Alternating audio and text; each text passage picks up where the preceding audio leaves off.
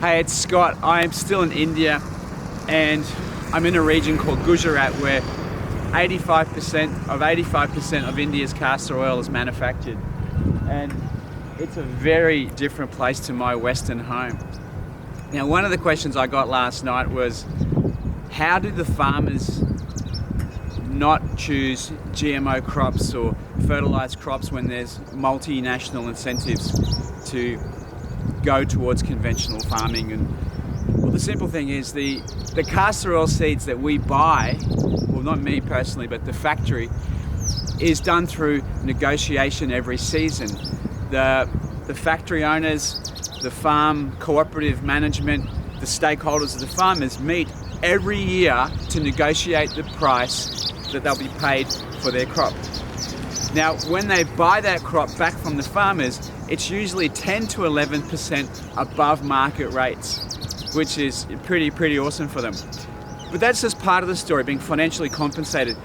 Because our organic castor oil is part of the Fair for Life program, that Fair for Life program also ensures that they meet human rights standards, environmental standards, and that provides a fund. So we pay a price per litre, and that price is what I see, but what the farmers get a percentage of that price on top of their purchase price that goes back into a fund to support community projects, rainwater, for example, to provide sewing machines to the local women of the tribe or the community.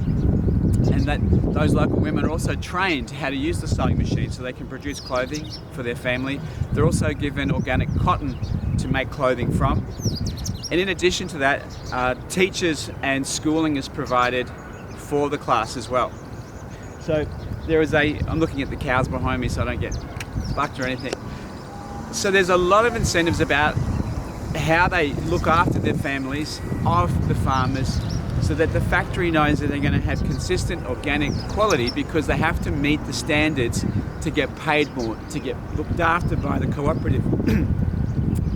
In addition to that, they get paid bonuses. Even the factory staff get looked after. The factory staff are paid above industry rates at around 21,000 rupees per month, which is equivalent of, say, 550 Australian dollars thereabouts per month. And that is a incentive as well. Plus the staff are fed every single day, their food is provided for, and the staff are also given annual bonuses. Now, back to the farmers don't have to pay for shipping to the factory. That's included with the incentive program that the company has done.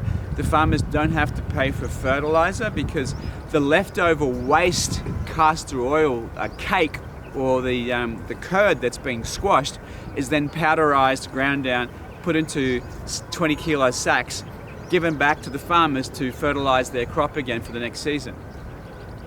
So it's quite an amazing process of looking after people, looking after the farmers, and ensuring that their supply chain is pristine, to make sure their supply chain is in line with international standards for organic. And I've seen it firsthand, from farm to factory to the finished product.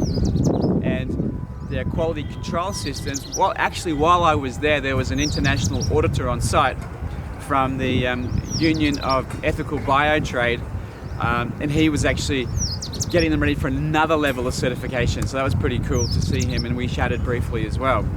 So that's a wrap up of today. We'll bring you more.